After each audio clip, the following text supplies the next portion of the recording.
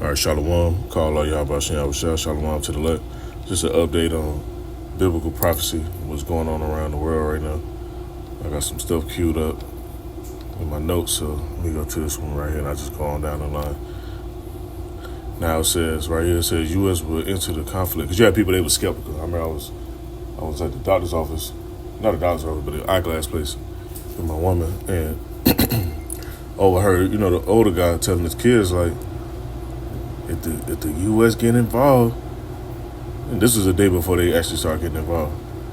Said the U.S. get involved, we go get ready for nuclear war. And the girl was like, I'm about to escape. I'm about to go somewhere else. He's like, nah, you gonna be right over here where it's going down at. And a lot of people are gonna try to escape, and they're not gonna be able to. Most High gonna make sure you're right over here, so you can see what's about to take place. Either you're gonna be delivered when the chariots come, like the scriptures mentioned in the book of Matthew, in the book of Mark, the book of Luke. And the Lord sent his angels out and gathered the elect from the four corners of the earth. Or you're not going to make it. A lot of people are going to take that chip, that charagma, because they're going to be a part of this system and make payments and do this and that. They're not going to be able to get up out of here, because the Most High not taking you up on them craft. I'll put it like that. He's not putting you up on there.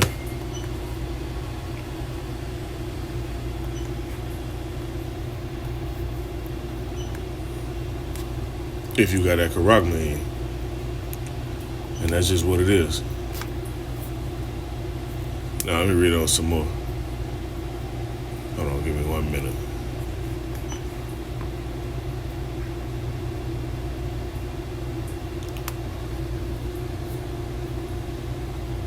Now it says the confrontation between Israel and Iran has only just started. It's merely a question of time before the U.S. intervenes. And this was just the other day. They moved swift on this. They moved quick on this. They weren't playing around. Now it says, when that moment arrives, chaos will spread across the Middle East. Iran will not be able to withstand the enormous firepower that sweep across the country. A storm is on the way, and they're right. Scriptures mention in the book of Revelation, when the elect gets sealed in their foreheads, they get the name of Yahweh, Ba'ashem Yahushua, in their foreheads, and they call them, and they seek them. The angels just holding the winds back, holding this storm back. They gonna let it go, and stuff gonna start popping out left and right. And you see this stuff popping out, man. This is straight out the scriptures, straight out of biblical prophecy. Now, let me go to another precept real quick.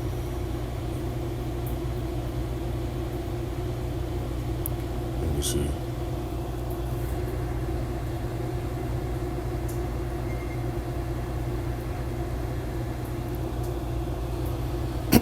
Book of Habakkuk chapter 2 verse 3.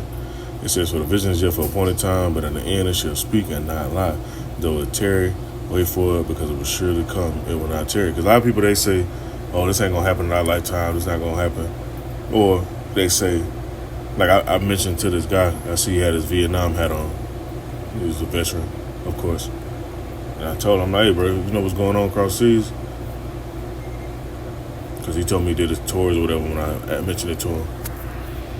He like, nah, what's going on? I'm like, hey, bro, you don't watch the news like that? He like, nah. I was like, look, go check it out. Because he was telling me he was the chief of the pilots that flew the B-2 bombers or something like that. Because he was mentioning how the U.S. got this top army and all that. Which the U.S. does have a top army right now. But when you have a top army and you have armies that have multiple armies coming up against your top army, that's hard to defend. And it's damn near impossible, man.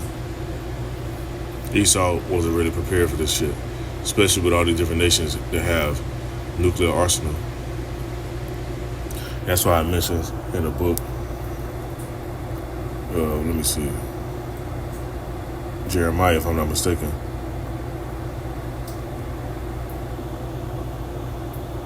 Book of Jeremiah, chapter 50, verse 14. This is why the nations gonna link up. You got Korea saying they're gonna step in. Russia been said if anything happened to Iran, they were gonna guard them, like the scripture mentioned in the book of Ezekiel, the Gog and Magog prophecy.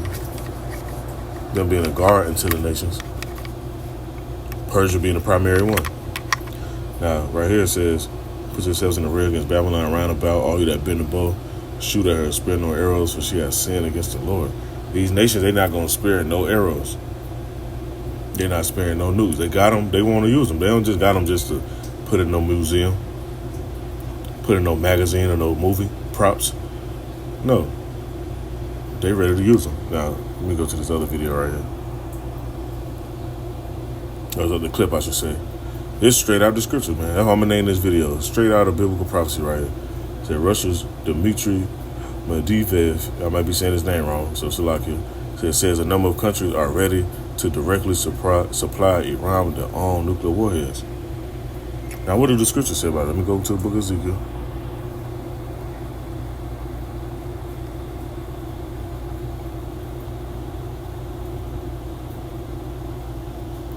Book of Ezekiel, chapter 38, verse 7. It says, Be thou prepared and prepare for thyself, thou and all thy company that are assembled unto thee. And these nations, they look to them.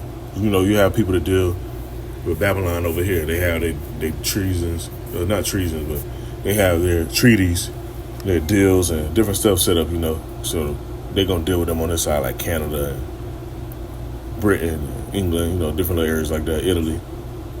But the other main primary areas over the cross seas, they look to Russia for support.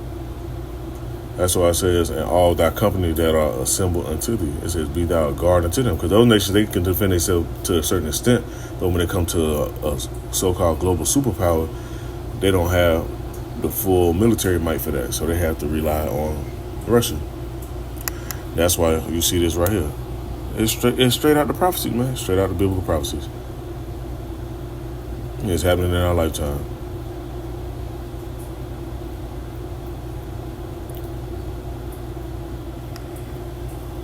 All right, I'm going to go to another one real quick. Now it says, and I'm going to get ready to end this off with this unless some more precepts pop up. Let me pause this real quick. To begin, It's a scripture I want to get. It says, do unto thee.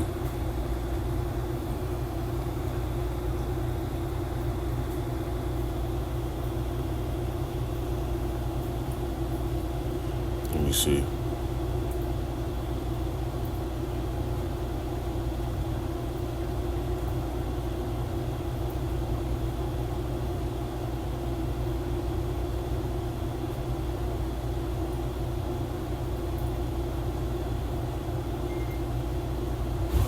Give me 1 minute.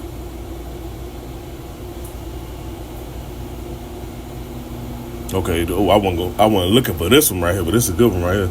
Book of Ezekiel, chapter 35, verse 15, it says, as thou didst rejoice at the inheritance of the house of Israel, because it was desolate, because they've been rejoicing. They still talk shit to this day. Oh, look at them. They ain't gonna never shake back. They don't own no black banks. They don't really own too much property like that. They don't know how to run businesses properly, which is bullshit, but Esau like to push that narrative out. They don't know how to take care of their neighborhoods and environments and all that stuff, which you do have some people that do, and then you have some that don't. But they like to point out the desolate areas. They like to point out how desolate and destitute most of our people be. The Most High says, so will I do unto thee. It says, thou shalt be desolate, O Mount Seir, and all Idumea. And that's talking about these Edomites. They always talking about they trying to kick Issachar out. Issachar been roaming and trading and doing different shit over here. That's all been documented throughout history. Now all of a sudden they want to kick Issachar out. And you have a lot of people they haven't read history or paid attention to the scriptures to see about who the tribes are and whose characteristics fit who and so on and so on. So they be agreeing with Esau with the bullshit. Esau want to kick people out of the land. Meanwhile, they don't want to talk about, okay, you know what? We know we're from Mount Seir. We might need to go back over there and build that shit up. No, they're not finna go back over there. It says, O Mount Seir and all Idumea, even all of it, and they should know that I'm the Lord. The Most High gonna put the spirit out on these heathens. They're ganging up right now, and they're gonna come up against Esau. But before this really reach the magnitude it's gonna reach, something is about to change with the financial system to where the value of the dollar shifts, or something's gonna shift to where they're gonna try to implement the Karagman. Some type of system, banking system might get hacked.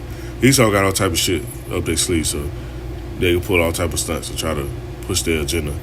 Or be alert and be aware for what they're about to do next, because that's around the time everything's gonna happen the way it's gonna happen. That's gonna cause Jacob's trouble as well. That's gonna make a lot of our people have to decide, okay, is we gonna really be fully invested in Bama?